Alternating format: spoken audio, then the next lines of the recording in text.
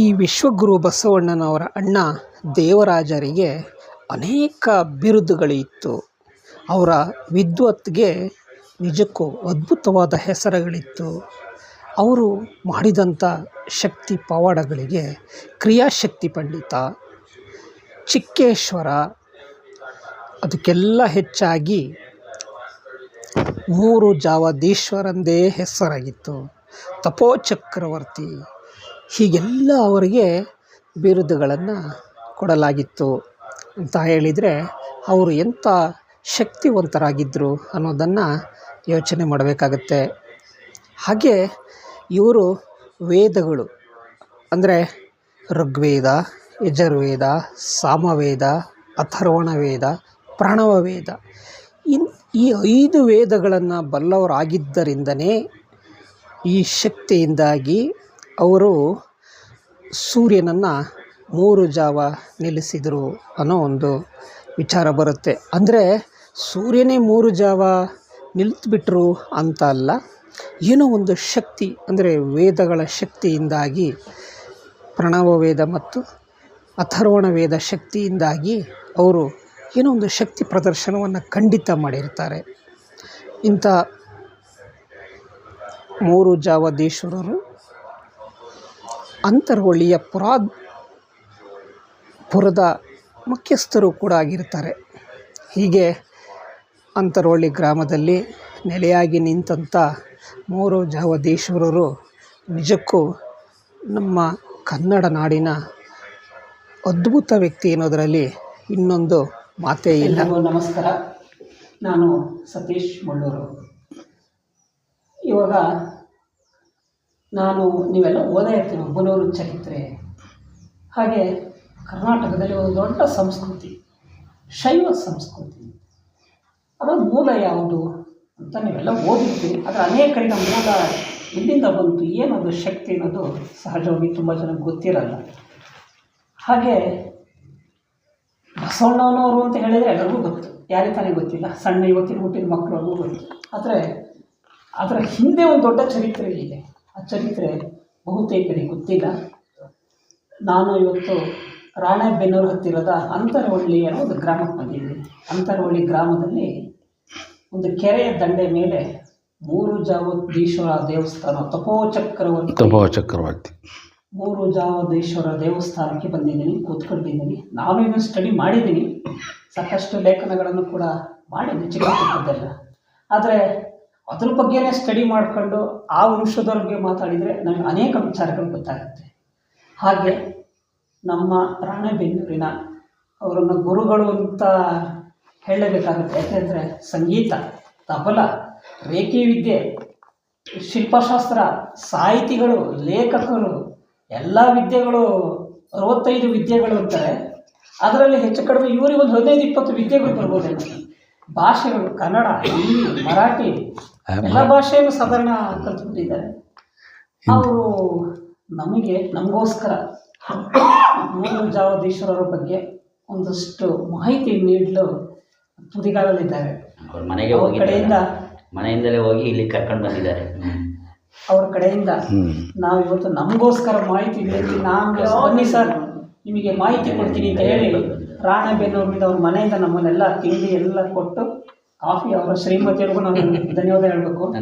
ಅವರು Annapoorneshwari madam, ಅನ್ನಪಟ್ಟಿಗೆ Annapoorneshwari okay ಬಂದು ಇವತ್ತು ನಾವು ಕೂತ್ಕೊಂಡಿದ್ದೀವಿ. ಹೆಚ್ಚಿನ ಮಾಹಿತಿ ಕೊಡ್ತಾರೆ. ನಮ್ಮ ಪ್ರಶ್ನೋತ್ತರದಲ್ಲಿ ಅವ್ರಿಗೆ ಉತ್ತರ ಸಿಗುತ್ತೆ. ಅನೇಕ ಗ್ರಂಥಗಳನ್ನ ಆಲ್ರೆಡಿ ಬರೆದಿದ್ದಾರೆ. ಒಂದು ಅಮೂಲ್ಯವಾದಂಥ ಇನ್ನೊಂದು ವಿಚಾರ ಏನು ಅಂದರೆ, ಕರ್ನಾಟಕ ಸರ್ಕಾರದಲ್ಲಿ ಗೆಜೆಟಲ್ಲಿ ದೇವಸ್ಥಾನವನ್ನು ನೋಟಿಫಿಕೇಶನ್ ಮಾಡಿಸಿದ್ದಾರೆ. ಅದನ್ನು ಆಮೇಲೆ ತೋರಿಸ್ತಾರೆ ಅವರು, ಆಮೇಲೆ ತೋರಿಸಲ್ಲ. ಫಸ್ಟು ಇದರ ಮಹಿಮೆ ಏನಿದೆ ಚರಿತ್ರೆ ಅನ್ನೋದ್ರ ಬಗ್ಗೆ ಮಾತಾಡ್ತಾರೆ. ಅವ್ರನ್ನ ಮಾತಾಡ್ಸೋಣ ವೀಕ್ಷಕರೇ.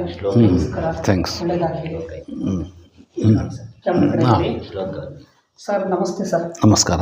ನಮ್ಮ ಪ್ರೀತಿಯ ಶ್ರೀಯುತ ಮೌನೇಶ್ ಆಚಾರ್ಯರಿಗೆ ನಮ್ಮ ಕಾರ್ಯಕ್ರಮಕ್ಕೆ ಹೃದಯಪೂರ್ವಕ ವಂದನೆಗಳು. Thank you sir. ಈಗ ನಮ್ಮ ಕರ್ನಾಟಕದ ಚರಿತ್ರೆಯಲ್ಲಿ ಬಹುದೊಡ್ಡ ಸ್ವರ್ಣಾಕ್ಷರದಲ್ಲಿ ಬರೆಯುವಂಥ 3 ಜಾವದೀಶ್ವರರ ದೇವಸ್ಥಾನದಲ್ಲಿ ನಾವು ಕೂತ್ಕೊಂಡಿದ್ದೀವಿ. ಎಸ್, ನಾವು ಏನು ತಿಳ್ಕೊಂಡಿದ್ವು ನಾವು ತಿಳ್ಕೊ 1% ನಾನಂತ ತಿಳ್ಕೊಂಡಿರೋದು, ಇನ್ನು 99 ಭಾಗ ಇದೆ ಬಾಕಿ.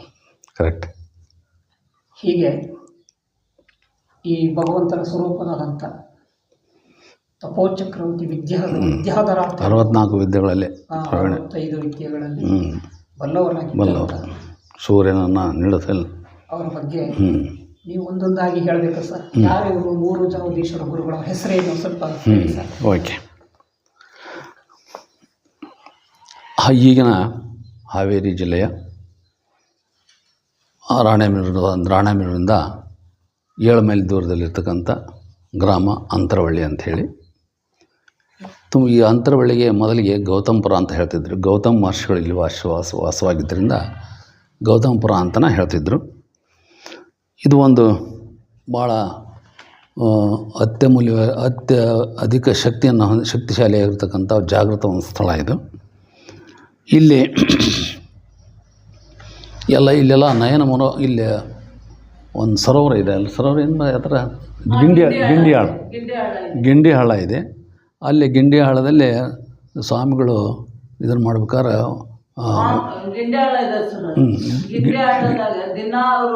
ಸ್ನಾನ ಹೋಗ್ತಿದ್ರು.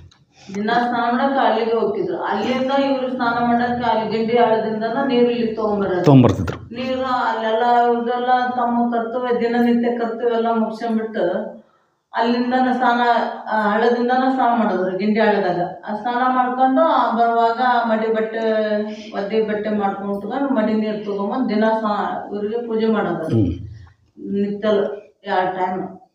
ಆವಾಗ ಒಂದು ಗಿಂಡಿಯನ್ನು ಇವ್ರೇನ್ ಮಾಡ್ಯಾರ, ಗಿಂಡಿ ಹಳ್ಳಕ್ಕೆ ಹೋಗ್ಯಾರ. ಗಿಂಡಿ ಹಳ್ಳಕ್ಕೆ ಹೋದಾಗ ಸ್ವಲ್ಪ ವಿಸರ್ಜನೆ ಮಾಡಕ ಕೂತಾರೆ. ಅಲ್ಲಿ ಒಂದು ಆಕಳ ಬಂದ್ಬಿಟ್ಟದ. ಆ ಗಿಂಡಿ ಬರತ್ತ ಅದೇನ್ ಮಾಡತ್ತೆ, ಗಿಂಡಿ ನೀರ್ ಕುಡಿಯಾಕ ಅದು ಬಾಯ್ ಹಾಕೈತ್ರ, ಅದು ಹಾಗೆ ಉರುಳ್ಬಿಟ್ಟತಿ ಗಿಂಡಿ. ಅದಕ್ಕನ ಗಿಂಡಿ ಹಾಳ ಗಿಂಡಿ ಉರುಳತ್ತೆ. ಹಾಗೆ ಅಲ್ಲಿನ ನೀರ್ ಹೆಂಗ್ ಉರ್ಡ್ಯಾವ ಅದೇ ಥರನ ಹಳ್ಳ ಉದ್ಭವ ಆಗೈತ್ರಿ. ಅದು ಹಳ್ಳ ಉದ್ಭವ ಆಗಿದ್ದ ಅದು ಗಿಂಡಿ ಹಳ್ಳ ಅಂತ ಹೇಳ್ತಿದ್ರು. ಗಿಂಡಿ ಹಳ್ಳ ಈಗಲೂ ಸಹಿತ ಅದನ್ನ ಗಿಂಡಿ ಹಳ್ಳ ಅಂತಲೇ ಹೇಳ್ತಾರೆ. ಅಲ್ಲೆಲ್ಲ ತುಂಬ ಆ ಸರೋವರದೊಳಗೆ ಬತ್ತಿರ ಅಲ್ಲಿ ಬತ್ತಂಗಿಲ್ಲ ನೀರು, ಸತತ ಹರಿತಾ ಇರ್ತೈತಿ. ಇವಾಗಲೂ ಹಂಗೆ ಅದೇ. ಅಲ್ಲೇ ಅಂತರವಳ್ಳಿಗಳು ಹೆಚ್ಚು ಬೆಳೀತಾ ಇದ್ದರಿಂದ ಅದಕ್ಕೆ ಈ ಕ್ಷೇತ್ರಕ್ಕೆ ಈ ಗ್ರಾಮಕ್ಕೆ ಅಂತರವಳ್ಳಿ ಅಂತ ಹೆಸರು ಬಂತು ಅಂತ ಹೇಳ್ತಾರೆ. ಆ ನದಿಯೊಳಗೆ ಅಂತರವಳ್ಳಿಗಳು ಜಾಸ್ತಿ ಬೆಳೀತಿದ್ವಂತೆ. ಅಂತರವಳ್ಳಿಗಳು ಜಾಸ್ತಿ ಬೆಳೀತಿದ್ರಿಂದ ಈ ಒಂದು ಗ್ರಾಮಕ್ಕೆ ಅಂತರವಳ್ಳಿ ಅನ್ನುವಂಥ ಹೆಸರು ಬಂದಿದೆ ಅಂತ ಹೇಳ್ತಾರೆ. ಇದರ ಮೊದಲ ಚಿಕ್ಕೇಶ್ವರ ಅಂಥೇಳಿ ಮಹಾ ತಪಸ್ವಿಗಳು ಅವರೆಲ್ಲ. ಅವ್ರು ಕಾಶಿಯಿಂದ ಬಂದಿರತಕ್ಕಂಥವ್ರು ಅಂತ ಹೇಳ್ತಾರೆ. ಚಿಕ್ಕ ಈಶ್ವರರು, ಮೊದಲನೇ ಈಶ್ವರ ಅಂತ ಪರಮಾತ್ಮ ಆದರೆ, ಎರಡನೇ ಈಶ್ವರ ಚಿಕ್ಕ ಈಶ್ವರ ಅಂತಂದರೆ ಈ ಚಿಕ್ಕೇಶ್ವರ ಇವರು ಅಂತ. ಕಾಶಿಯಿಂದ ಈ ಕಡೆ ಬಂದಾಗ ಇವರು ಗೌತಮಪುರದಲ್ಲಿ ಇಲ್ಲಿ ವಾಸ ಮಾಡಿ ಇಲ್ಲೇ ಈ ಒಂದು ಪೀಠವನ್ನು ಸ್ಥಾಪನೆ ಮಾಡ್ತಾರೆ. ಯಾರು ಈ ಪೀಠವನ್ನು ಸ್ಥಾಪನೆ ಮಾಡಿದ ಮೇಲೆ ಇದು ಸುಮಾರು 11-12ನೇ ಶತಮಾನದಲ್ಲಿ 11-12ನೇ ಶತಮಾನದ ಸಮಯದಲ್ಲಿ ಆ ಸಮಯದಲ್ಲೇ ಇಲ್ಲಿ ಮೇಲಿನ ಮೇಲೆ ಉಗ್ರರ ವಿವಾದಗಳೆಲ್ಲ ಜರುಗ್ತಿದ್ವು ಆ ಟೈಮ್ನೊಳಗೆ. ಸಂಕ್ಷಿಪ್ತವಾಗಿ ಹೇಳ್ಬೇಕಂತಂದ್ರೆ ಇಲ್ಲಿ ಆ ಸಂದರ್ಭದಲ್ಲಿ ಇವರೆಲ್ಲ ಭಾಳ ತಪಶ್ಚಕ್ರವರ್ತಿಗಳು. ಈ ಚಿಕ್ಕೇಶ್ವರರು ಅಂತಂದರೆ 64 ಕಲೆಗಳಲ್ಲಿ ವಿದ್ಯೆಗಳಲ್ಲಿ ನಿಸರ್ಗದ ಮೇಲೆ ತುಂಬ ಹಿಡಿತವನ್ನು ಇಟ್ಕೊಂಡ್ಕೊಂಡಿರೋರು. ಗಾಳಿ ನಿಲ್ಲಂದ್ರೆ ನಿಲ್ಲಬೇಕು, ಸೂರ್ಯ ನಿಲ್ಲಂದ್ರೆ ನಿಲ್ಲಬೇಕು, ಹಿಂಗೆ ನಿಸರ್ಗ ಪಂಚಭೂತಗಳ ಮೇಲೆ ಹಿಡಿತದಲ್ಲಿ ಇಟ್ಕೊಂಡಿರ್ತಕ್ಕಂಥ ಮಹಾ ತಪಸ್ವಿಗಳು. ಅವ್ರಿಗೆ ಇಲ್ಲಿ ಬಂದಿರತಕ್ಕಂಥ ಎಲ್ಲ ಜನರಿಗೂ ಸಹಿತ ಸರಿಯಾದಂಥ ಸಲಹೆ ಸೂಚನೆಗಳನ್ನು ಕೊಟ್ಟು ಅವ್ರಿಗೆ ಮಾರ್ಗದರ್ಶನ ಮಾಡ್ತಕ್ಕಂಥ ಗುರುಗಳಾಗಿದ್ದರು ಅವರೆಲ್ಲ ಅವಾಗ. ಆ ಸಂದರ್ಭದಲ್ಲಿ ಇಲ್ಲಿ ಅಬಲೂರಿನಲ್ಲಿ ಒಂದು ವಿವಾದಗಳು ಹೆಚ್ಚುತ್ತಾ ಇದ್ವು. ಶೈವ ಮತ ಶ್ರೇಷ್ಠನೋ ಅಥವಾ ಜೈನ ಮತ ಶ್ರೇಷ್ಠನೋ ಅಂಥೇಳಿ. ಆವಾಗ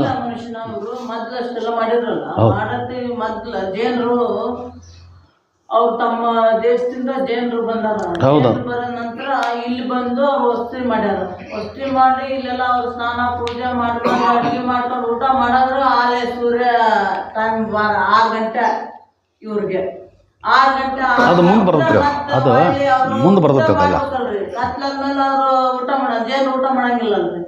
ಹಂಗಾಗಿ ಇವ್ರು ತಪಸ್ ಮಾಡ್ಯಾರ. ತಪಸ್ ಮಾಡಿ ನೀವು ಸೂರ್ಯ ನಿಂದಿರ್ಸ್ಬೇಕಪ್ಪ, ನಾವು ಊಟ ಗೀಟ ಮಾಡ್ಕೊಂಡು ನಾವು ಮುಂದುವರಿಬೇಕು ಅಂತಂದು ಅನ್ನತ್ತೆ. ಮತ್ತು ಹೊಳ್ಳಿ ಸೂರ್ಯನ ಮತ್ತು 3 ಗಂಟೆಗೆ ಮಾಡ್ಯಾರ. ಅವ್ರ ಪೂಜೆ ಪುನಸ್ಕಾರ ಮಾಡ್ಕೊಂಡು ಊಟ ಮಾಡೋದ್ರಾಗ ಅಲ್ಲಿ 3 ತಾಸು ಮತ್ತೆ ಹಿಂದಕ್ಕೆ ಹೋಗ್ಯಾರ. ಅಲ್ಲಿಂದ ಇವ್ರಿಗೆ ಮೂರು ಜಾವದೇಶ್ವರ ಅಂತೇಳಿ ಮತ್ತೆ ಹೆಸರು ಬಂತ್ರಿ. ಇರಲಿ ಹೇಳಿದ ಆವಾಗ ಆ ಸಂದರ್ಭದಲ್ಲಿ ಶೈವರು ಮತ್ತು ಜೈನರ ಮಧ್ಯದಲ್ಲಿ ಶಿವನ ಶ್ರೇಷ್ಠ ಅಂತ ಇವರು ಶೈವರು, ಜೈನರು ಶ್ರೇಷ್ಠ ಅಂತ ಜೈನರು, ಇವ್ರ ಮಧ್ಯದಲ್ಲಿ ವಾಗ್ವಾದ ನಡೀತಿದೆ. ಆವಾಗ ವಾಗ್ವಾದ ನಡೆದಾಗ ನೀವು ವಾಗ್ವಾದ ನಡೆದಾಗ ಇವರು ಏನು ಮಾಡ್ತಾರೆ, ಅಲ್ಲಿ ಇವ್ರು ಇರ್ತಾರೆ ಏಕಾಂತರಾಮಯ್ಯ ಅಂತೇಳಿ. ಇನ್ನು ಇವರು ಜೈನ ಶ್ರೇಷ್ಠ ಅಂತಂದ್ರೆ ಇವರು ವಾದ ಮಾಡೋರು, ಶಿವಶ್ರೇಷ್ಠ ಅಂತ ಇವರು ವಾದ ಮಾಡೋರು. ಹಿಂಗೆ ವಾಗ್ವಾದದಲ್ಲಿ ನಾವು ಜೈನ ಧರ್ಮ ಶ್ರೇಷ್ಠ ಅಂದ್ರೆ ನಾವು ಜಿನನ ಪ್ರತಿಷ್ಠಾಪನೆ ಮಾಡ್ತೇವೆ ಅಂತ ಅವ್ರು ಹೇಳ್ತಾರೆ. ನೀವು ಶಿವಶ್ರೇಷ್ಠ ಅಂದ್ರೆ ನೀವು ಶಿವ ದೇವಾಲಯವನ್ನು ಇದನ್ನು ಮಾಡಿರಿ ಅಂತ ಅವರು ಇದನ್ನು ಮಾಡ್ತಾರೆ. ಆ ಸಂದರ್ಭದಲ್ಲಿ ಇವ್ರ ಮಧ್ಯದಲ್ಲಿ ವಾಗ್ವಾದ ನಡೀತೈತೆ. ಆವಾಗ ಅಲ್ಲಿ ಏಕಾಂತರಾಮಯ್ಯ ಅಂತ ಇರ್ತಾನೆ ಅಲ್ಲಿ ಅಬಲೂರಿನಲ್ಲಿ ನಾವು ಶೈವ ಶ್ರೇಷ್ಠ ಅಂಥೇಳಿ ನಾನು ಶಿವನ ಶ್ರೇಷ್ಠ ಅಂಥೇಳಿ. ಆಮೇಲೆ ಅವರು ಏನು ವಾಗ್ವಾದ ನಡೀತೈತೆ ಅಂದರೆ ನಾನು ರುಂಡವನ್ನು ಏನು ಕತ್ತರಿಸ್ಕೊಂಡು 7 ಶೈವ ಕ್ಷೇತ್ರಗಳನ್ನು ತಿರುಗಿ ಬಂದು ಆಮೇಲೆ ಪುನಃ ನೀವು ಆ ರುಂಡವನ್ನು ಮುಂಡಕ್ಕೆ ಜೋಡಿಸಿದ್ದಾದ್ರೆ ನಾವು ಶಿವಶ್ರೇಷ್ಠ ಅಂತ ಒಪ್ಪಿಗೆಂತವೆ ಅಂತ ಹೇಳ್ತಾರೆ. ಅಂತ ಹೇಳಿದಾಗ ಆಯಿತು ಅಂಥೇಳಿ ಅವ ತನ್ನ ರುಂಡವನ್ನು ಕಡ್ಕೊಂಡು ಹೋಗಿ ಈಗ ಇನ್ನೊಬ್ಬರು ಮಾಡ್ತಾನೆ, ಪನ್ನಿನಾಥ ಲಕ್ಷ್ಮೇಶ್ವರದ ಸ್ಥಾನಪತಿ ಪನ್ನಿ ತಂದೆ ಅಂಥೇಳಿ. ಆ ಸಂದರ್ಭ ಅವ್ನು ಕರೆಸ್ತಾರೆ. ಅವನು ಕರೆಸಿ ತನ್ನ ರುಂಡವನ್ನು ಕಂದ್ರಗತಿ, ಈಗಲೂ ಸಹಿತ ಅವಲೂರಲ್ಲಿ ಕಂದ್ರಗತಿ ಅವೆಲ್ಲ ಅದಾವ ಅಂತ ಹೇಳ್ತಾರೆ. ಅದಾವ ಪೂಜೆ ಮಾಡ್ತಾನಂತ. ಇಲ್ಲಿಂದ ಒಂದು 15 ಕಿಲೋಮೀಟರ್, 20 ಕಿಲೋಮೀಟರ್. 20 ಕಿಲೋಮೀಟರ್ ಇಲ್ಲೇ ಹಿಂಗೆ ಹೋಗೋದ್ರಿ. ಅಲ್ಲ ಹಲಿಯರಿಂದ ಕೋಡ ಹೌದೌದು. ಯಾವ ತಾಲೂಕಿಗೆ ಬರುತ್ತೆ? ಹಿರೇಕೆರೆ ತಾಲೂಕು ಅಬಲ ಬರೋದು. ಅಲ್ಲಿ ಈಗಲೂ ಅವೆಲ್ಲ ಕಂದ್ರಗತ್ತಿ ಹರಿವಾಣ ಅವೆಲ್ಲ ಇದಾವಂತವೆಲ್ಲ. ಹೌದು, ದೇವಾಲಯ ಐತಿ. ಇವೆಲ್ಲ ಅಣ್ಣಿಗೇರಿ ಎಲ್ಲ ಒಂದು 7 ಶೈವ ಕ್ಷೇತ್ರಗಳದ ಅಣ್ಣಿಗೆ. ಅವೆಲ್ಲ ಸುಮಾರು 7 ಕ್ಷೇತ್ರ, ಇದು 7ನೇ ಕ್ಷೇತ್ರ. ಇದಕ್ಕೆ ಬಂದು ಈ ಥರ ಸಂದರ್ಭದಲ್ಲಿ ಇವರ ಮಹಿಮೆ ಗೊತ್ತಾಗಿ ಯಾರು ಏಕಾಂತರಾಮಯ್ಯ ಅಂಥೇಳಿ ಇಲ್ಲಿ ಬರ್ತಾನೆ. ಬಂದು ಇಲ್ಲ ಇವರ ಮಹಿಮೆ, ಇವರ ಅಪಾರವಾಗಿರ್ತಕ್ಕಂಥ ತಪಶಕ್ತಿ ಅದನ್ನೆಲ್ಲ ನೋಡಿ ಇಲ್ಲ ಹಿಂಗಾಗಿದೆ, ಅದಕ್ಕೆ ನೀವೇ ನಮ್ಮನ್ನು ಉಳಿಸ್ಬೇಕು, ನೀವೇ ನಮ್ಮನ್ನು ಪಾರು ಮಾಡಬೇಕು, ಈ ನಮ್ಮ ಶೈವ ಧರ್ಮನ ಉಳಿಸ್ಬೇಕು ಅಂತ ಹೇಳಿದಾಗ ಅವರು ಆ ಟೈಮ್ನೊಳಗೆ ಅಲ್ಲಿ ಇನ್ನೇನು ಸೂರ್ಯ ಅಸ್ತ ಆಗೋದಿರ್ತೈತೆ. ಅವಾಗ ಅಸ್ತ ಇದರ ಸಂದರ್ಭದಲ್ಲಿ ಅವರು ತಮ್ಮ ಒಂದು ತಪಶಕ್ತಿಯಿಂದ ಅರ್ಘ್ಯವನ್ನು ಪ್ರದಾನ ಮಾಡ್ತಾರೆ ಸೂರ್ಯನಿಗೆ. ಅರ್ಘ್ಯವನ್ನು ಪ್ರದಾನ ಮಾಡಿದ ತಕ್ಷಣ ವಾಪಸ್ ಅದು ಸೂರ್ಯ 3 ಜಾವ ವಾಪಸ್ ಬರುತ್ತೆ. ಅಂದರೆ ಇಲ್ಲಿಂದ ಅಲ್ಲಿ ಹೋಗೋ ಟೈಮ್ ಬೇಕಲ್ರಿ. ಸೂರ್ಯಾಸ್ತದೊಳಗಾಗಿನ ಹೇಳಿದ್ರು ಅವು ಕಂಡೀಷನ್ ಆಗಿರ್ತದೆ.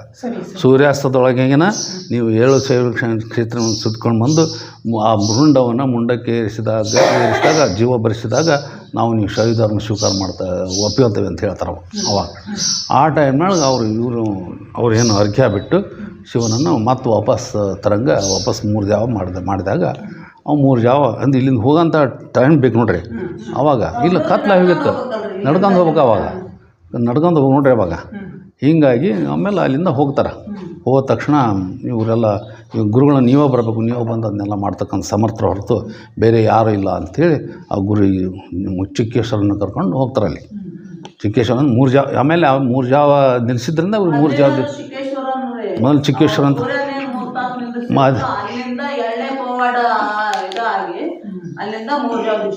ಆಮೇಲೆ ಏನು ಮಾಡ್ತಾರೆ ಅಂದ್ರೆ ಕರ್ಕೊಂಡು ಹೋಗ್ತಾರೆ. ಅಲ್ಲೆಲ್ಲ ಜನ ಸಮೂಹ ನಡೆದ್ಬಿಟ್ಟಿರ್ತೈತೆ. ಇವ್ರು ಕರ್ಕೊಂಡು ಹೋದ ತಕ್ಷಣ ಆಮೇಲೆ ಅವನ ಮುಂಡವನ್ನು ಇದನ್ನು ಜೋಡಿಸಿದಾಗ ಆಮೇಲೆ ಅವ್ರಿಗೆ ಆಶ್ಚರ್ಯ ಅನ್ನಿಸ್ತೈತೆ. ಅವಾಗ ಆಮೇಲೆ ಮುಂಡವನ್ನು ಜೋಡಿಸಿ ಪ್ರಾಣ ಸಂಚಾರ ಮಾಡಿಬಿಡ್ತಾರೆ ಈಗ ಯಾರು ಚಿಕ್ಕೇಶ್ವರ. ಆವಾಗ ಎಲ್ಲರೂ ಜಯಘೋಷ ಮಾಡ್ತಾರೆ, ಮೂಜಾದೀಶ್ವರಕ್ಕೆ ಸ್ವಾಮೀಜಿಗೆ ಅಂತೇಳಿ ಜಯಘೋಷ ಮಾಡಿದಾಗ ಅಲ್ಲಿ ಏನಾಗತ್ತೆ, ಅವರು ಶೈವರು ಶ್ರೇಷ್ಠ ಅಂತ ಅವ್ರು ಒಪ್ಪಿಕೊಂತಾರೆ. ಜೈನರು ಒಪ್ಪಿಕೊಂಡ ಮೇಲೆ ಅದು ಇದಾಗತ್ತೆ, ಏನು ಒಪ್ಪಿಕೊಂಡ ಮೇಲೆ ಎಲ್ಲರೂ ಅದಕ್ಕೆ ಮಾನ್ಯತೆ ಕೊಡ್ತಾರೆ. ಹೀಗೆ ಈಗ ನನಗೆ ಕಂಡು ಬಂದಿದ್ದೇನು, ಕೆಲವೊಂದು ಸೈನ್ಸ್ ಇದೆ, ಹೌದು, ಕರೆಕ್ಟ್. ಏನು ವಿಜ್ಞಾನ ಅಂದರೆ ನಮ್ಮ ಅಪ್ಪನವರ ಚರಿತ್ರೆಯನ್ನು ನೋಡಿದಾಗ ಹೌದು ಕಲಿಸ್ಕೊಂಡು ಹೋಗ್ತಾರೆ, ಕ್ಷೇತ್ರಗಳು ಬರ್ತವೆ. ವೈಜ್ಞಾನಿಕ ರೀತಿಯಿಂದ ವೈದ್ಯಕೀಯ ಹೌದು ಶಸ್ತ್ರಚಿಕಿತ್ಸೆ ಹೌದು ಪಟ್ಟು ಆ ಟೈಮ್ನಾಗ ಮಾಡಿದವರು ಶಸ್ತ್ರಚಿಕಿತ್ಸೆ ಅಂದ್ರೆ ಮುಂಡಕ್ಕೂ ಸಹಿತ ಜುಂಡ ಬರ್ಸಿ ರುಂಡ ಬರ್ಸಿ ಅದಕ್ಕೆ ಪ್ರಾಣ ಪ್ರತಿಷ್ಠಾಪನೆ ಮಾಡುವಂಥ ಪ್ರತಿಷ್ಠಾಪನೆ ಮಾಡುವಂಥ ಶಕ್ತಿ ಮೂರ್ಜಾವಿಗಿತ್ತು ಅಂತ ಇತ್ತು ಅವಾಗ ಅಂತ. ಅವರು ಮಹಾಮಹಿಮರಾದರು ಅಂತ ಅವಾಗ, ಮಹಾಪುರುಷರಾದರು ಅಂತ ಅವಾಗ ಮೂರ್ಜಾವಿಸಿದ್ರಾದ್ರು ಅಂತ ಹೇಳಿ ಅವಾಗ. ಅಂದ್ರೆ ಆ ಶಕ್ತಿ ಈ ಮೂರ್ಜಾವಧೀಶ್ವರ ಪರಂಪರೆಯಲ್ಲಿ ಇತ್ತು ಅಂತ ಅರ್ಥ. ಹೌದೌದು, ಆ ಶಕ್ತಿ ಮೂರ್ಜಾವಧೀಶರು ವಿಶ್ವಕರ್ಮ ಪರಂಪರೆಯಲ್ಲಿ ಬಂದಿರತಕ್ಕಂಥ ಆ ವಿಶ್ವಕರ್ಮ ಪರಂಪರೆಯಲ್ಲಿ ಬಂತ ವಿಶ್ವಕರ್ಮಲ್ಲಿರ್ತಕ್ಕಂಥ ಒಂದು ಸಾಮರ್ಥ್ಯ ಅವರಲ್ಲಿ ಇತ್ತದು. ಇದ್ದರಿಂದ ಆ ರೀತಿ ತಪಸ್ಸು ಮಾಡಿದ್ರು ಅವರು. ತಪಸ್ಸು ನನಗೆ ನಾನು ಇದ್ರ ಬಗ್ಗೆ ಸುಮಾರು ಮಾಡಿದ್ದೀನಿ. ಮಾತಾಡಿದ್ದೀನಿ. ಯಾಕೋ ನನಗೊಂದು ಪ್ರಶ್ನೆ ರೇ, ಎಲ್ಲಾದರೂ ರುಂಡ ಸೇರಿಸಿದ್ರಿ ಅಂತ ನನಗೆ ಕೇಳಿ ಕರೆಕ್ಟ್ ನಾನು ಅಂತ ಉತ್ತರ ಹೇಳಿದೆ. ಇವತ್ತು ಕೈ ಕಟ್ಟಾದ್ರೆ ಜೋಡಿಸ್ತಾರೆ ತಾನೆ, ಹೃದಯನೇ ಚೇಂಜ್ ಮಾಡ್ತಾರೆ. ಕರೆಕ್ಟ್. ಲಿವರ್ನ ಚೇಂಜ್ ಮಾಡ್ತಾರೆ. ಈಗ ನಮ್ಮ ಕಿಡ್ನಿಯನ್ನೇ ಹಾಕ್ತಾರೆ ಬಂದು ಕೇಳೋ 50 ವರ್ಷಗಳ ಒಳಗಡೆ ಈಗ ಇತ್ತಿದ್ದಾಗಿ ಈ ವೈದ್ಯಕೀಯವನ್ನ 12ನೇ ಶತಮಾನದಲ್ಲಿ ರುಂಡ ತೋರಿಸಿದ್ದಾರೆ. 12ನೇ ಶತಮಾನದಲ್ರಿ, ಶಿವನು ಸಹಿತ ಗಣಪತಿಗೆ ಜೋಡಿಸಿದ ಅದು ಇತಿಹಾಸ ಸಿಗ್ತದೆ ನಮಗೆ. ಗಣಪತಿಗೆ ಹೌದಲ್ರಿ, ಅದು ಶಸ್ತ್ರಚಿಕಿತ್ಸೆಯ ಮೂಲ ಇದನ್ನ ಅದು ಸಿದ್ಧಾಂತನ ಅದ. ಹೌದಲ್ರಿ. ಆಮೇಲೆ ಹಯವದನ ಗೊತ್ತಿತ್ತಲ್ಲ ನಿಮಗೆ. ಅದಕ್ಕೆ ಕುದುರೆ ಇದಕ್ಕೆ ಹಯವದನಿಗೆ ಕುದುರೆ ಮುಖ ಜೋಡಿಸಿದ್ದು ಅಶ್ವಿನಿ ಕುಮಾರ್ ಎಲ್ಲ ಪ್ರತಿಯೊಂದು ಭಾಗ ತೆಗೆದು ಶಸ್ತ್ರಚಿಕಿತ್ಸೆ ಮಾಡ್ತದ್ರಲ್ಲಿ ನೈಪುಣ್ಯತೆ ಪಡೆದ್ರು ಅವರು. ಕೃತಕ ಕಾಲಗಳನ್ನು ತಯಾರು ಮಾಡಿ ಸೈನಿಕರಿಗೆ ಕೊಡ್ತಿದ್ರು ಅವರು. ಅವರೆಲ್ಲ ಯಾವಾಗ ವೇದ ಕಾಲದಿಂದಲೂ ಸಹಿತ ವೇದ ಕಾಲದಿಂದಲೂ ಸಹಿತ ಈ ರುಂಡ ಮುಣ್ಣ ಯಾವುದೇ ಅಂಗಗಳನ್ನು ಮತ್ತು ಪುನಃ ಜೋಡಿಸುವಂಥ ಒಂದು ಇದು ಸಂಪ್ರದಾಯ ಇತ್ತು ಅಂತ ಅರ್ಥ ಆಗತ್ತೆ. ವಿಶೇಷವಾಗಿ ವಿಶ್ವಕರ್ಮರಿಗೆ ಖಂಡಿತ ಇದು ವಿದ್ಯೆಗಳೆಲ್ಲ ಚೆನ್ನಾಗಿ ಗೊತ್ತಿತ್ತು ಅಂತ ಅರ್ಥ. ಅವ್ರು ಸಾಮಾನ್ಯವಾಗಿ ಅದೊಂದು ಸಾಮಾನ್ಯ ಕೆಲಸ ಅಂತ ತಿಳ್ಕೊಂಡಿದ್ರು ಹೊರತು ಇದು ಪವಾಡ ಅಂತ ತಿಳ್ಕೊಂಡಿರಲಿಲ್ಲ ಅವರು. ಈಗಲೂ ಸಹಿತ ನಮ್ಮ ವಿಶ್ವಕರ್ಮರಲ್ಲಿ ಅದೇ ಥರ ಇರೋದು. ಅಂಥ ಅಗಾಧವಾದ ಶಕ್ತಿ ಇದ್ರು ಸಹಿತ ಏನು ಅದೇನು ಬಿಡ ಅಂತ ಅನ್ನುವಂಥ ಭಾವನೆ ಇರ್ತೈತೆ ಹೊರತು ಇದೇನು ಅಗಾಧಪ್ಪ ಅಂತ ಅನ್ನೋದೇ ಅಲ್ಲ. ಬೇರೆದವ್ರಿಗೆ ಅದಾಗಿರ್ತದೆ, ಬೇರೆದವ್ರಿಗೆ ಅಗಾಧಾಗಿರ್ತದೆ. ಅದನ್ನ ಹೈಲೈಟ್ ಮಾಡ್ಕೊಂತ ಹೋಗ್ತಾರೆ ಅವರು. ಹೌದೌದು ಕರೆಕ್ಟ್. ನಮಗೆ ಕ್ರಾಸ್ ಕ್ವೆಶ್ಚನ್ ಮಾಡಿದ್ದಾರೆ. ಖಂಡಿತ ನಾನು ನಿಮ್ಮನ್ನ ಸ್ಟಾಪ್ ಮಾಡಿ ಅದನ್ನು ಹೇಳಿದೆ. ನಾನು ಇದೊಂದು ಶಸ್ತ್ರಸ್ಥಿತಿ. ಕರೆಕ್ಟ್. ಅದರಿಂದ ಅಂಥ ಪವಾಡರು ಬರೀ ಕಥೆಗಳು ಹೇಳ್ಕೊಳ್ಳಿಲ್ಲ. ಮೂರಜಾವಧೀಶರು ಪವಾಡ ಶಕ್ತಿ ಹೌದೌದು.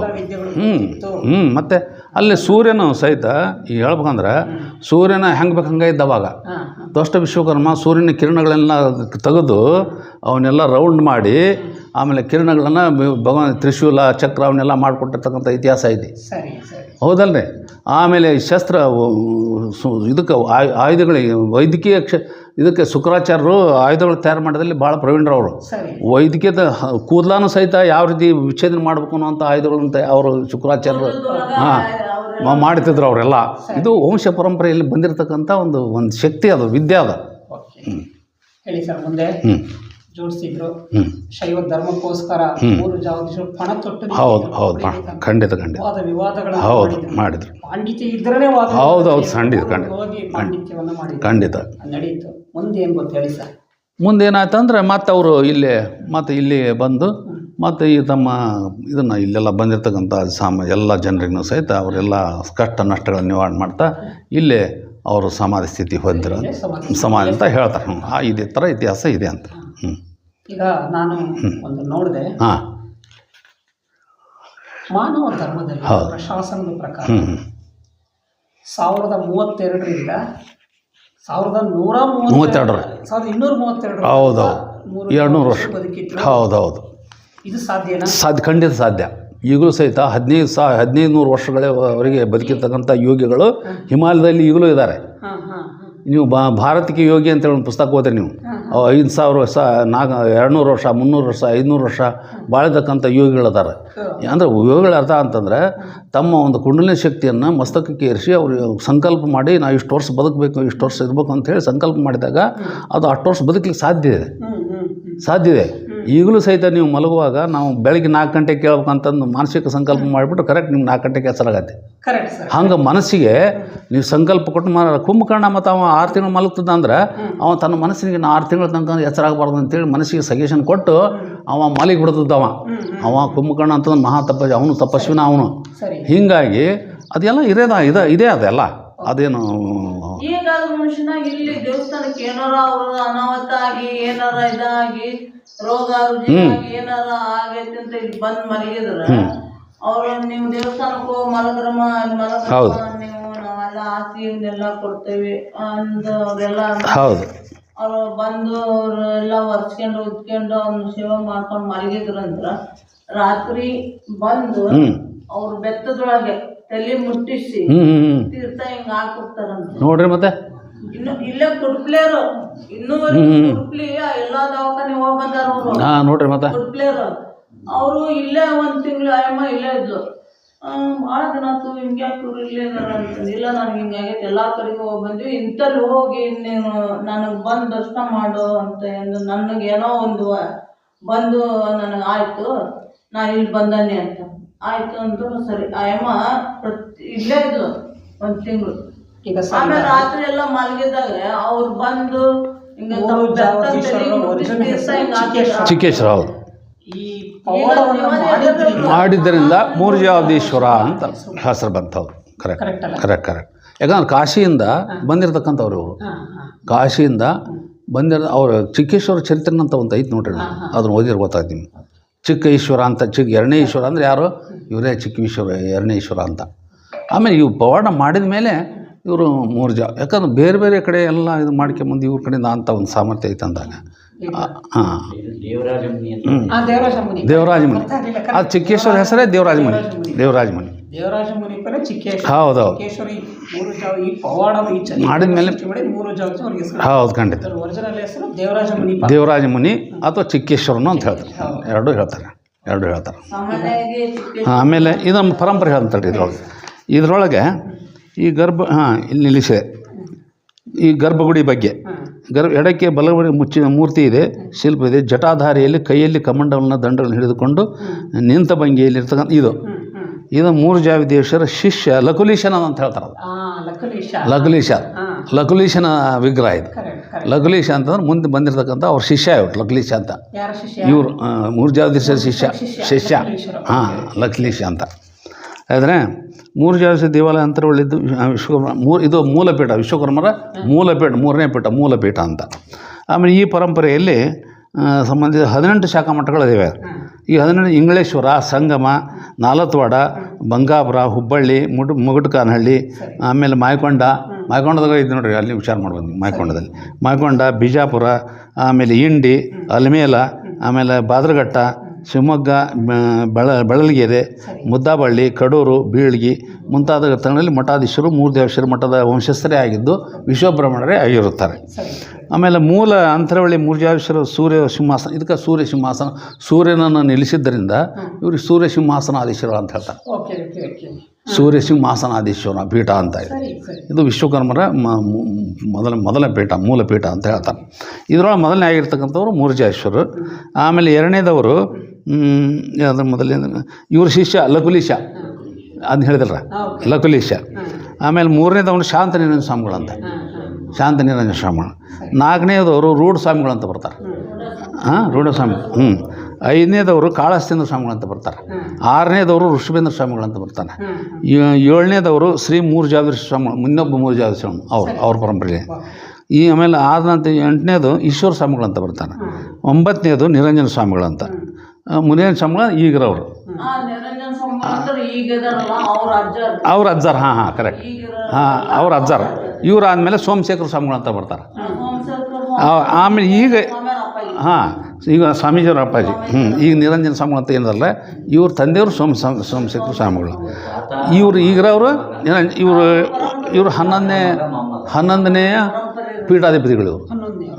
ಶ್ರೀ ನಿರಂಜನ ಸ್ವಾಮಿಗಳು ಅಂಥೇಳಿ ಈಗಲಿದ್ದಾರೆ.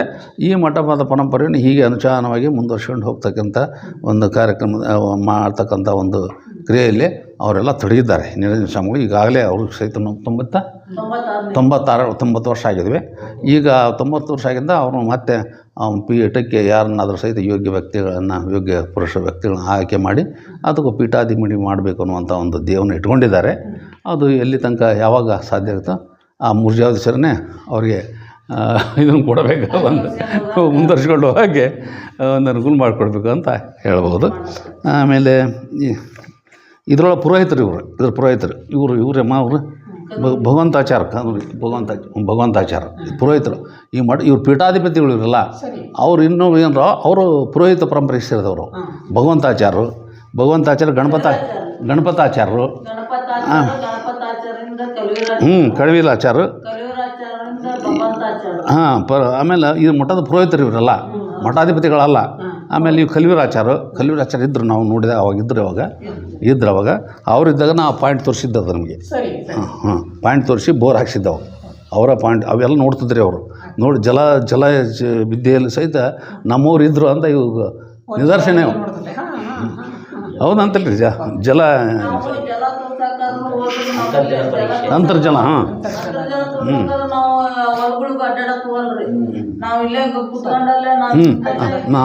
ಮತ್ತೆ ಸಾಕಲ್ಲ. ಒಂದು ಅಮೂಲ್ಯವಾದ ಪ್ರಶ್ನೆ ಇದೆ. ಹೇಳ್ರಿ. ಒಂದು ಅಮೂಲ್ಯವಾದ ಪ್ರಶ್ನೆ ಇದೆ. ಕರೆಕ್ಟ್. ನಿಮ್ಮ ಎಲ್ಲ ಚರಿತ್ರೆಯನ್ನ ಕೇಳಿದಾಗ ಒಂದು ಕ್ವಶನ್ ಉದ್ಭವ. ಯಾಕಂದ್ರೆ ನಿಮಗೆ ಒಂದು ಅಮೂಲ್ಯವಾದ ಹೇಳಿ ಗೊಂದಲ ಆಗಬಾರದು. ಏನಂದ್ರೆ ಮೂರು ಜಾವದೀಶ್ವರರ ಬಗ್ಗೆ ಈ ಅಂತರವಳ್ಳಿ ಗ್ರಾಮದಲ್ಲಿ ಅವರು 200 ವರ್ಷ ಬದುಕಿ ಧರ್ಮವನ್ನ ಇದಾಕಿದ್ದಾರೆ. ಹೌದು. ತನ್ನ ಇಡೀ ಜೀವನವನ್ನೇ ಮುಡುಪಾಗಿಟ್ಟಿದ್ದಾರೆ. ಇದೇ ಸ್ಥಳದಲ್ಲಿ ಅವರು ಐಕ್ಯವಾಗಿ ಆಗಿದ್ದಾರೆ. ಎತ್ತರದ ಅವರೊಂದು 6 ಅಡಿ ಚಕ್ರವರ್ತಿ ಇರಲಿಲ್ಲ. ಈ ಪ್ರಶ್ನೆ ಬಂದಾಗ ಇವರು ವಿಶ್ವಕರ್ಮರ ಖಂಡಿತ ವಿಶ್ವಕರ್ಮ. ಈಗ ವಿಶ್ವಕರ್ಮನ ಒಂದು ಇದನ್ನು ಏನು ಆ ಪರಂಪರೆಯಲ್ಲಿ ಬಂದಿರತಕ್ಕಂಥವರೇ ಅವರು ಎಲ್ಲ ವಿಶ್ವಕರ್ಮ. ಈಗೆಲ್ಲ ಮಠಗಳಿರೋದ್ರಿಂದ ಅವೆಲ್ಲ ಮಠಸ್ಥರು ಸಹಿತ ವಿಶ್ವಕರ್ಮರೇ ಆಗಿರೋದ್ರಿಂದ ಇವರು ವಿಶ್ವಕರ್ಮರೇನ. ಆಗ ಆ ಟೈಮ್ನೊಳಗೆ ಆಮೇಲೆ ಇನ್ನೊಂದು ಏನಂತಂದ್ರೆ ಆ ಟೈಮ್ನೊಳಗೆ ಸರ್ವೋದರ ಸಮನ್ವಯಾಚಾರ ಆಗಿದ್ರು ಇವರೆಲ್ಲ. ಯಾವುದೇ ಥರದ ಮತ ಭೇದ ಅವನ್ನೆಲ್ಲ ಮಾಡ್ತಾ ಇರಲಿಲ್ಲ. ಆದರೆ ಮೂಲತಃ ವಿಶ್ವಕರ್ಮರೇ ಆಗಿದ್ದರೂ ಸಹಿತ ಎಲ್ಲ ಧರ್ಮನೂ ಸಮನ್ವಯಾಚಾರಿಯಾಗಿ ಎಲ್ಲ ಧರ್ಮದವರಿಗೆ ಸಹಿತ ಅವರಿಗೆ ಮಾರ್ಗದರ್ಶನ ಮಾಡಿ ಅವರ ಆಗುಗಳನ್ನು ಪರಿಹಾರ ಮಾಡಿ ಅವ್ರಿಗೆ ಸೂಚನೆ. ನನ್ನ ಪ್ರಶ್ನೆ ಅದಲ್ಲ. ಕರೆಕ್ಟ್. ಮೂರು ಜಾವದೀಶ್ವರರ ತಮ್ಮ ಕರೆಕ್ಟ್ ವಿಶ್ವಗುರು ಬಸವಣ್ಣ. ಕರೆಕ್ಟ್. ಬಸವಣ್ಣ ವಿಶ್ವಕರ್ಮರ ಖಂಡಿತ. ನೀವು ಶಾಸನದಲ್ಲೇ ಅರ್ಜುನವಾರದ ಶಾಸನ ಅಂತ ನೀವು ಓದಿರ್ಬೋದು. ಆ ಶಾಸನದಲ್ಲೇ ದೀಕ್ಷಿತರ ಸಂಶೋಧನೆ ಮಾಡಿ ಆ ಸಂಶೋಧನೆಯಲ್ಲಿ ಬಸವಣ್ಣವರು ವಿಶ್ವಕರ್ಮನ ತಮ್ಮ ಅಂತ ಸಿದ್ಧ ಮಾಡಿದ್ದಾರೆ. ಮೂರು ಜಾವದೀಶ್ವರರು ಬಸವಣ್ಣನ ಅಣ್ಣ ಅಂತ ಹೇಳ್ತಿ ಸಿದ್ಧ ಮಾಡಿದ್ದಾರೆ. ಆದ್ದರಿಂದ ಇವ್ರು ಕಮ್ಮಿ ಕುಲ ಅಂದರೆ ವಿಶ್ವಕರ್ಮ ಕುಲನೇ ಕಮ್ಮಿ ಕುಲ ಅಂತ ಅರ್ಥ. ಈಗ ಆಗ ನೀವು ಹೇಳಿದ್ದಕ್ಕ ನಮ್ಮ ಈ ಚರಿತ್ರೆ, ಈ ಮೂರು ಜಾವದೀಶ್ವರ ಚರಿತ್ರೆಯನ್ನು ನೋಡಿದಾಗ ಇಲ್ಲಿ ಏನು ಕಂಡು ಬರುತ್ತೆ ಅಂದ್ರೆ, ಮೂರು ಜಾವದೀಶ್ವರರ ತಮ್ಮ ಬಸವಣ್ಣನವರು, ಬಸವಣ್ಣನ ಅಕ್ಕ ನಾಗಮ್ಮ, ಅಕ್ಕ ನಾಗಮ್ಮನ ಮಗ ಚನ್ನಬಸವಣ್ಣ. ಹೌದು ಕರೆಕ್ಟ್. ಹೌದು. ವಿಶ್ವಕರ್ಮ ಪರಂಪರೆ ಕುಟುಂಬ ಇದೆಯಲ್ಲ, ವಿಶ್ವಕರ್ಮ ಪರಂಪರೆನ ಇವರೆಲ್ಲ ದೊಡ್ಡ 12ನೇ ಶತಮಾನ ಕ್ರಾಂತಿಕಾರಿಗಳು. ಕರೆಕ್ಟ್. ಸಮಾಜ ಸುಧಾರಣೆಗೋಸ್ಕರ ಪಣ ತೊಟ್ಟು ಅಕ್ಕನಾಗಂಬಿಕೆ ಯಾಕೆ ಅಕ್ಕಸಾಲಿಕರ ಯಾಕೆ ಅಕ್ಕಸಾಲಿಕರವರು ಹೌದ್ರಾ ಮತ್ತು ಅವನ ಮಗನ ಚನ್ನಬಸವಣ್ಣ ಅಂತ. ಚನ್ನಬಸವಣ್ಣ ಸಹಿತ ನಮ್ಮ ವಚನದೊಳಗೆ ಹೇಳಿದಾನಲ್ಲ, ವಿಶ್ವಕರ್ಮ ಜಗದ್ಗುರು ಅಂತ ಹೇಳಿದ ನಾವು ಚನ್ನಬಸವಣ್ಣ. ಅದೊಂದು ಶ್ಲೋಕನ ಐತೆ ನೋಡ್ರಿ ಅದ್ರೊಳಗೆ. ಈಗ ನಾವೇನೋ ಮಾತಾಡ್ತಾ ಇದ್ದೀವಿ. ಹೌದು. ಈಗ ನಮ್ಗೆ ಕ್ರಾಸ್ ಕ್ವಶನ್ ಮಾಡೋರು ಬರ್ತಾರೆ. ಕರೆಕ್ಟ್. ಯಾರು ಕೇಳ್ತಾರೆ. ದಾಖಲೆಗಳಿದೆ. ಕರೆಕ್ಟ್. ಎಲ್ಲ ದಾಖಲೆಗಳಿದೆ. ಬಹಳ ಖುಷಿ ಆಯ್ತು. ಅನೇಕ ವಿಚಾರಗಳನ್ನ ಹೇಳಿದ್ರಿ. ಇನ್ನೂ ಒಂದು ಪ್ರಶ್ನೆ ಇದೆ ನನ್ನ ಹತ್ರ. ಖಂಡಿತ ಹೇಳಿ. ಬಹಳ ನನಗಂತೂ ತುಂಬಾ ಖುಷಿ ಆಯ್ತು. ಬರೀ ನಾನು ಕೇಳಿದ್ದೆ. ಯಾರು ಪರಿಪೂರ್ಣರಲ್ಲ, ನಾನು ಮೊದಲೇ ಹೇಳ್ಬಿಟ್ಟಿದ್ದೀನಿ. ಕರೆಕ್ಟ್. ಏನೋ ಒಂದು ಹೌದು. ಅಲ್ಲ ಅಲ್ಲಂದ್ರೆ ಅಷ್ಟೇ ಬಿಟ್ರಿ ನಾವು ಏನು ಗೊತ್ತೇ ಹೇಳ್ಕೋಬಾರ್ದು. ಹೌದು. ಆದರೆ ನಿಮ್ಮ ಹತ್ರ ಮಾತಾಡಬೇಕಾದ್ರೆ ಒಂದು ಬಹಳ ಅಮೂಲ್ಯವಾದ ವಿಚಾರವನ್ನ ಗಮನಿಸದೆ ನೋಡದೆ ವಿತ್ ಡಾಕ್ಯುಮೆಂಟ್ ಮಾಡಿಸಿದ್ದೆ. ಹೌದು. ಈ ಮೂರು ಜಾವದೀಶ್ವರರ ಈ ಪೀಠ ವಿಶ್ವಕರ್ಮರಿಗೆ ಸೇರಿದ್ದು ಅಂತ ನೋಟಿಫಿಕೇಶನ್ ಮಾಡಿಸಿದ್ದೀರಿ. ಕರೆಕ್ಟ್. ಇಲ್ಲಿ ಹಿಂದೆ ಗೆಜೆಟ್ನಲ್ಲಿ ಏನಿದು ಸ್ವಲ್ಪ ವಿವರಣೆ ಕೊಡಿ. ಏನು ಮಾಡಿದ್ರಿ, ಏನಾಗಿದೆ ಹಿಂದೆ ಅಂತ. ಈಗ ಗೆಜೆಟ್ನಲ್ಲಿ ಇದು ಮೂರುಜಾವರ ಮಠ ಅಂತಂದ್ರೆ ವೀರಶೈವರ ಮಠ ಅಂತ ಪ್ರಕಟ ಆಗಿತ್ತು. ಅದು ವೀರಶೈವರ ಇವರೇ ಅವರು ಇದನ್ನು ಮಾಡ್ತಾರೆ ಅಂತ ಹೇಳಿ ಇಲ್ಲಿ ನಮ್ಗೆ ಹೇಳ್ತಾನೆ ಒಂದು ಹೇಳ್ದ ಈ ಅಂಶಗಳು ಈಗ ಇದರೊಳಗೆ ಕೆಲವೊಂದು ವಿಷಯಗಳನ್ನು ಗೆಜೆಟ್ನಲ್ಲಿ ಬಂದಿರತಕ್ಕಂಥ ವಿಷಯ ಹೇಳ್ತೇನೆ ನಿಮಗೆ. ಧಾರವಾಡ ಜಿಲ್ಲಾ ಗೆಜೆಟಿನೊಳಗೆ ಮೊದಲನೇ ಪ್ಯಾರಾದಲ್ಲಿ ವಿದ್ಯಾವರ್ಧಕ ಸಂಘದಲ್ಲಿ ಕನ್ನಡ ಸಾಹಿತ್ಯ ಸಂಸ್ಕೃತಿ ಲತಾ BT ಲತಾ ನಾಯಕ ಅಧ್ಯಕ್ಷ ಇದೆಲ್ಲ ಇರಲಿ ಬೇಡ. ಸುಮಾರು ಅಬ್ಲೂರು ಚರಿತ್ರೆನ ಶಾಂತ ನಿರಂಜನ ಕವಿ ಈ ಗ್ರಾಮದವನು ಶಾಂತ ನಿರಂಜನ ಸ್ವಾಮಿಗಳು ಅದನ್ನತ್ತಲ್ರಿ ಇದ್ರೊಳಗೆ ಪರಂಪರೆಗಳು ಬಂದದಲ್ರಿ. ಶಾಂತ ನಿರಂಜನ ಸಹಿತ ವಿಶ್ವಕರ್ಮನೇ ಆದ್ರೆ ತಿರುವು ಮಾಡಿ ಅವ್ರು ವೀರಶೈವ ಅಂತ ಹೇಳಿ ಕನ್ವರ್ಟ್ ಮಾಡಿ ಇದು ಮಾಡಿಬಿಟ್ರೆ ಅವನ್ನೆಲ್ಲ. ಹೌದ್ರೆ ಅಬಲೂರಿನ ಏಕಾಂತರಾಮಯ್ಯನು ಸಮಕಾಲೀನ ವೀರಶೈವೇತಿ ಏಕಾಂತರಾಮಯ್ಯನ ಸಮಕಾಲೀನ ವೀರಶೈವತಿ ಮೂರು ಜಾವಿ ದೇವರು ಅಲ್ಲಿರುವೆನೆಂದು ಅಭಿಪ್ರಾಯಪಟ್ಟು ಅಬಲೂರು ಚರಿತ್ರೆಯು ಪುಷ್ಟೀಕರಿಸಿದೆ. ಶಾಸ್ತ್ರದಲ್ಲಿ ಉಕ್ತವಾಗಿರುವ ಮೂರು ಜಾವಿ ದೇವಶಿವರು ಈ ಪ್ರಕಾರ ಕರಡಿ ಅಂತ ಹೇಳ್ತಾರೆ. ಶಾಸ್ತ್ರದಿಂದ ಮೂರು ಜಾವಸರಿ ಇವರ ಪರಂಪರೆ ಗುರುತಿಸಿದ್ದಾಗಿದ್ದು. ಇದು ಆ ಥರ ನೆಕ್ಸ್ಟ್ ಹೇಳ್ತೀನಿ. ಈಗ ನಿಂತಿರುವ ಮೂರು ಜಾವದೇಶ್ವರ ಶಿಲ್ಪವಿದೆ, ಈಗಿರತಕ್ಕಂಥ ಶಿಲ್ಪ. ಇಂದು ಮಠವನ್ನು ಅಕ್ಕಸಾಲಿಗ ಪೂಜಾರಿಗಳು ನೋಡಿಕೊಳ್ಳುತ್ತಿದ್ದಾರೆ. ಅಲ್ಲದೆ ಊರಲ್ಲಿ ಹನುಮಂತ ಇವೆಲ್ಲ ಇರ್ತಂತೆ ದ್ಯಾಮ ಇವೆಲ್ಲ ದೇವ. ಈ ವಿಷಯಕ್ಕೆ ಸಂಬಂಧ ವೀರಶೈವೈತಿ ಇಲ್ಲಿ ಬಂದು ನೋಡ್ರಿ. ಈ ವಿಷಯಕ್ಕೆ ಸಂಬಂಧ ವೀರಶೈವೈತಿ ಮೂರು ಜಾವಿ ದೇವರು ಎಂದು ಪ್ರಕಟ ಆಗಿದ್ದದು. ಇವರು ವೀರಶೈವೈತಿಗಳಂತೇಳಿ ಗೆಜೆಟ್ನೊಳಗೆ ಪ್ರಕಟ ಮಾಡಿದ್ರು. ಪ್ರಕಟ ಮಾಡಿದ್ರು. ಈ ಪ್ರಕಟ ಇದ್ದು ಈ ಎಲ್ಲ ವಿಶ್ವಕರ್ಮ ಸಮಾಜ ಬಾಂಧವರಿಗೆ ತುಂಬ ಖೇದವನ್ನು ಉಂಟು ಮಾಡಿದ್ದೆ.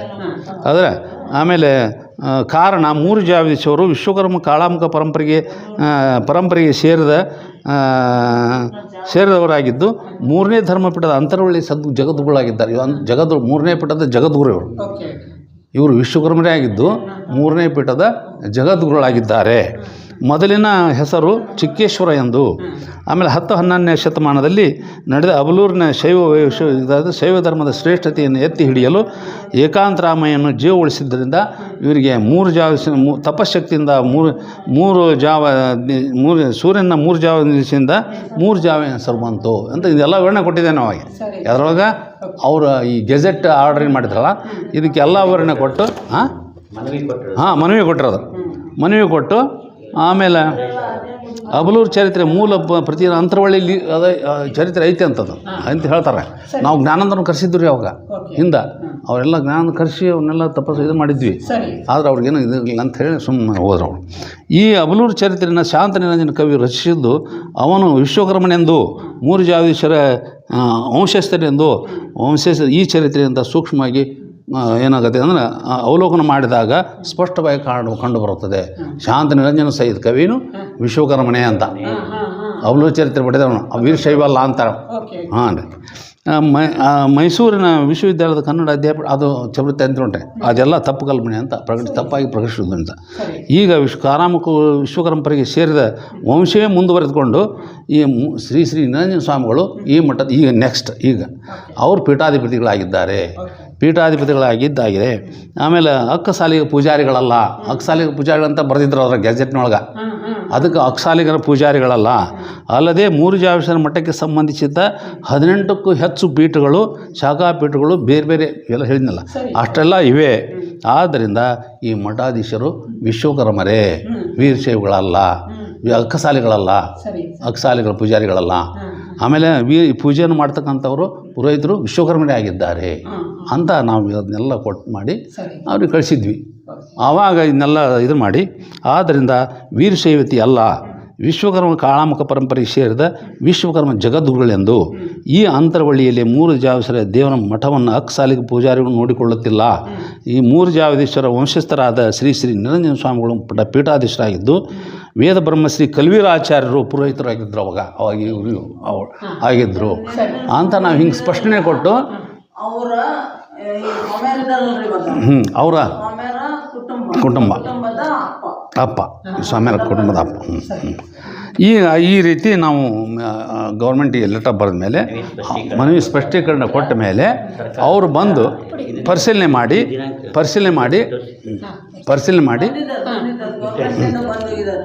ಇದು ನೀವು ಸರ್ಕಾರಕ್ಕೆ ಕೊಟ್ಟು ನೋಟಿಫಿಕೇಶನ್ ಹೌದು ಮಾಡಿಸಿದ್ದು. ಇದು ವೀರಶೈವ ಮಠ ಅಲ್ಲ, ವಿಶ್ವಕರ್ಮ ಮಠ ಹೌದು.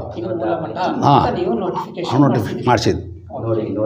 ನೋಡಿ ಪ್ರಿಯ ವೀಕ್ಷಕರೇ, ಇದನ್ನು ಸರ್ಕಾರದಲ್ಲಿ ಈ ಪೀಠವು ಮೂರು ಜಾವದೀಶ್ವರರು ಸ್ವತಃ ವಿಶ್ವಕರ್ಮರು ಅನ್ನೋದನ್ನು ಸರ್ಕಾರಕ್ಕೆ ಮನವಿಯನ್ನು ಇಷ್ಟು ಕೊಟ್ಟು ಗೆಜೆಟ್ನಲ್ಲಿ ನೋಟಿಫಿಕೇಶನ್ ಮಾಡಿಸಿದ್ದಾರೆ.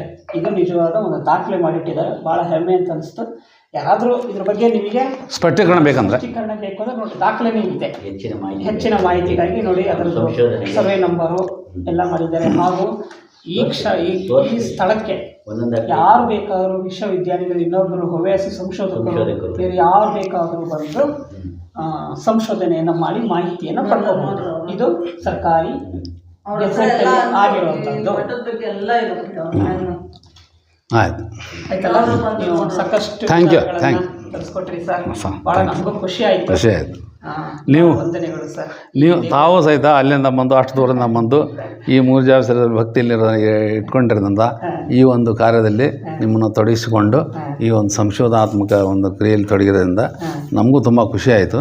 ನಿಮಗೂ ಸಹಿತ ಧನ್ಯವಾದಗಳನ್ನು. ಈಗ ತಪೋಚಕ್ರವರ್ತಿಗಳಾದಂಥ ಮೂರು ಜಾವಾಧೀಶರ ಅನುಗ್ರಹವು ಸದಾ ಇರಲಿ ಅಂತ ಹೇಳಿ ವಿನಂತಿ ಮಾಡಿ. ಮಾಡಿಗೆ ಒಳ್ಳೇದಾಗ್ಲಿ. ಹೌದು, ಇಲ್ಲಿ ನಾವು ಹೇಳಿರೋದೇನೆಂದ್ರೆ ನಾವು ಒಂದು ಸತ್ಯದ ಬಗ್ಗೆ ಹೌದು, ಖಂಡಿತ ನಾವು ಯಾರನ್ನು ಹೌದು ಇನ್ನೊಂದು ವೈರುಧ್ಯ ಮಾಡಬೇಕಂತ ಅಲ್ಲ, ಏನೋ ನಾವು ಹೇಳಬೇಕು ಅಂತಲ್ಲ, ಸತ್ಯವನ್ನು ಸತ್ಯದ ರೀತಿ ಹೇಳಿದ್ವಿ. ಯಾವುದೇ ವಿಶ್ವವಿದ್ಯಾಲಯ ಯಾರೇ ಬಂದರೂ ಖಂಡಿತ ಚರಿತ್ರೆಯನ್ನು ಸೃಷ್ಟಿ ಜೀವಂತ ಐತಿಹಾಸಿಕ ಮರೆಮಾಚಿ ಆಗಿರೋದನ್ನ ಪರದೆಯ ಹಿಂದೆ ಇದ್ದಿಂದ ಪರದೆ ಮುಂದಕ್ಕೆ ತರುವ ಪ್ರಯತ್ನವನ್ನು ನಾವು ಈ ವಿಡಿಯೋದಲ್ಲಿ ಮಾಡಿದ್ದೇವೆ. ಈಗ ಇತಿಹಾಸದಲ್ಲಿ ಪರದೆಯ ಹಿಂದೆ ಇದ್ದಂತ ವಿಷಯವನ್ನ ಹೆಚ್ಚಿನ ಸಂಶೋಧಕರು ಪರದೆಯ ಮುಂದೆ ತರುವಂತ ಪ್ರಯತ್ನ ನಾನು